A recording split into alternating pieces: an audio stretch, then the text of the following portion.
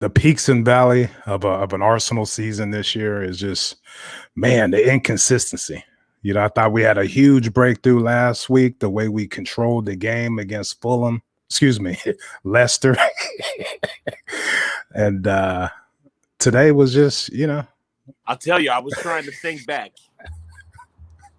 when I felt the rocky ups and downs of a season like this, and for me, it was the Leicester City year that they won it all, right? And just how frustrated it felt that we were like, we were riding. I think we passed them in January at one point, and then everything fell apart, but we were in striking distance all season long.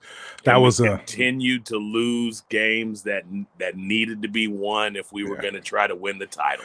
That was a classic Binger slide. You know what I mean? Yeah. Just the thin squad, the fixture pile up caught up with us, and we on a real weird season that Man U was down. All kind of teams were struggling. And, Chelsea. I think they fired Jose the second time. Yeah. It was just between Tottenham and Leicester towards the end of the season, and Leicester went away with it. But might mark the last time that we finished on top of Tottenham too. We beat them on the last day. That was the same year? That was the same year. We beat them on the last day to take second place, I believe.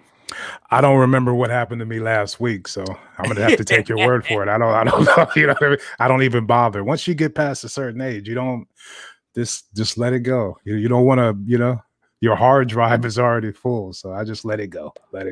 But no, that's it has been a strange season, kind of like that one. But I think Man City came, they took it by storm, and Pep's got them playing. Kind of for different reasons, but those peaks and valleys, man, this year is just No. What I was the games where it looks like that we definitely kind of maybe outplayed the other team. Blah blah blah. Things happen, and right. I was so many times we could say, hey, these things. Okay, dude, but enough. Right. Enough, dude. I was looking at it from the point of everywhere else but the title is so congested, and people are winning and losing the top 4 spots, the top 7 spots, even everything but the relegation and the title is pretty much over. Everything in the middle, it's Yep. And I thought this was a big chance for us to go ahead and try to stake a Europa or a European claim going into next year, qualifying. But I think that's over with this result because we got a tough slew of games coming, and we're just too inconsistent right now. Anyway, Arsenal away at Burnley, start out great, get a goal, end up giving up a stupid goal, and it's a draw 1-1 against a team we should handle. We know how they play, rough and tumble, lump it in, get real physical with you. That really came out in the second half, but it's still a disappointing result based on how we gave up the goal. What'd you think about the starting lineup? It's weird, kind of. It was a little bit weird, even considering the game coming up here in a few days, Europa. True. It still felt weird. Arteta reads the headlines. He reads the chatter, dude, or somebody reads it to him. You're kind of trying to stick a point about Willian now, And I'm sorry. Even though he gave us our assist on the Aubameyang goal and stuff, it's just like, be realistic about what he can give you, Right. And Willian at his best is still not our best option at wing. It's still not our best option out there. Even coming off the last 2 games, 3 assists in 2 games. Yes. Against a team like Burnley, where we got a big game coming up in Europe. We know you don't want him playing in Europe. I don't. Yeah. I figured that was his reasoning behind it. But you're right. I looked at that like, let's not push it. You know what I mean? He gave us 2 good games. Let's give him a rest now. Yeah. Bring somebody else in. And like you said, rough and tumble Burnley. I don't know. Williams Right. probably not the guy today. Like he's not the one. That's a good point. It was good to see Chambers back. Hey, Chambo. Chambers, he cracks me up because he really thinks he's good. You know what I mean? And like he's not afraid to try things. But I thought he was. The announcers weren't even hip. Like they were trying to act like Chambers is still feeling himself out on the right. Man, Chambers been playing out there many times. Right, Binger used to have him out there when. But yeah, it was good to see him back. I thought we were going to play a back three, but Chambers was playing right back, so it was a back four. But yeah, the defense pretty much was solid all game, so I didn't mind Mari and Louise. I know Holden still might be going through some shit as far as with the concussion, but I'm kind of worried about Gabriel. I thought maybe he would. I don't know, is he hurt? I'm not up on any of that shit. I don't believe he's hurt.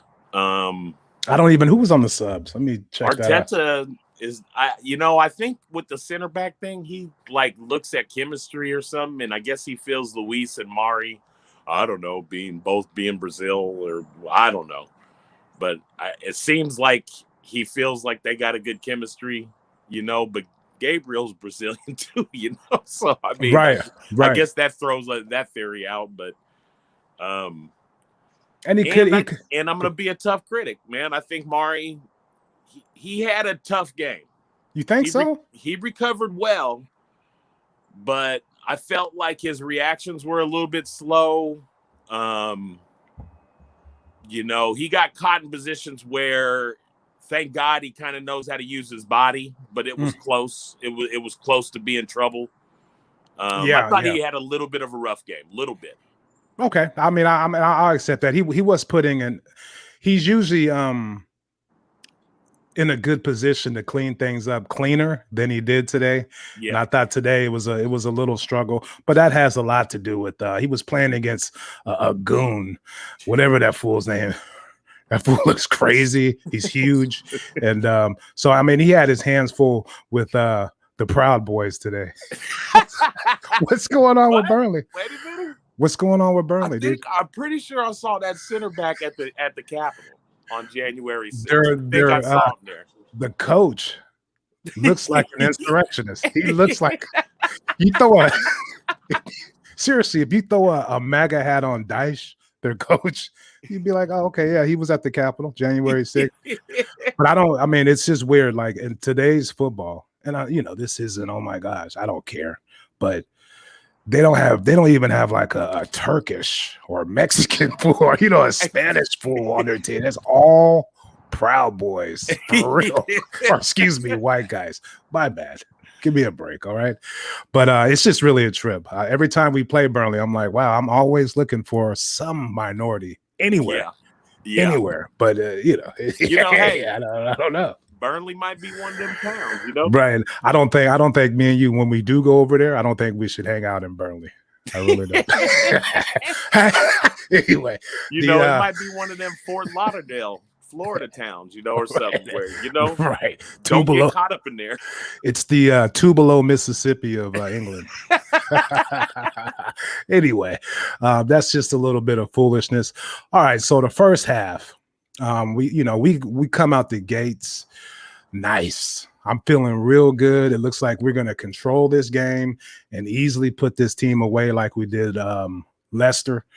But okay, before Alba, he drifts out left, gets the ball, cuts it on his right and scores his goal. I don't know why he wants to play down the middle, but he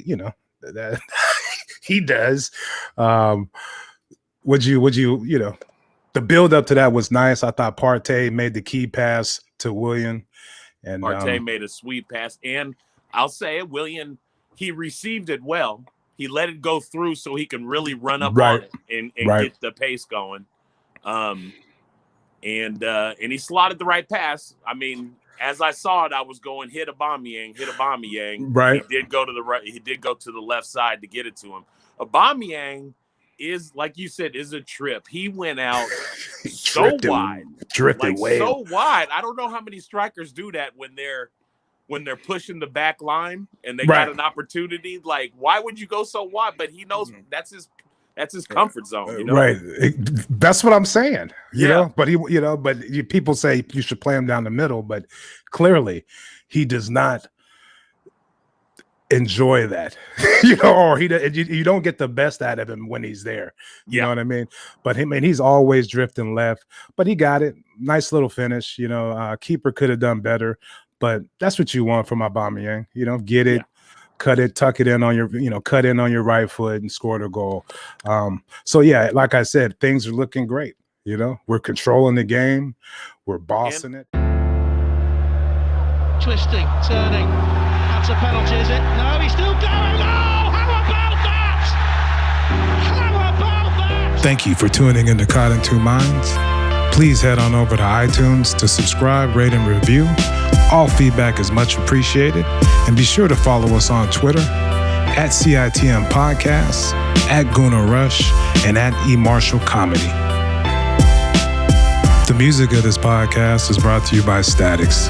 If you like what you hear, please head on over to staticsmusic.com and be sure to follow them on Twitter and Instagram at staticsmusic. That's STATX Music. Peace.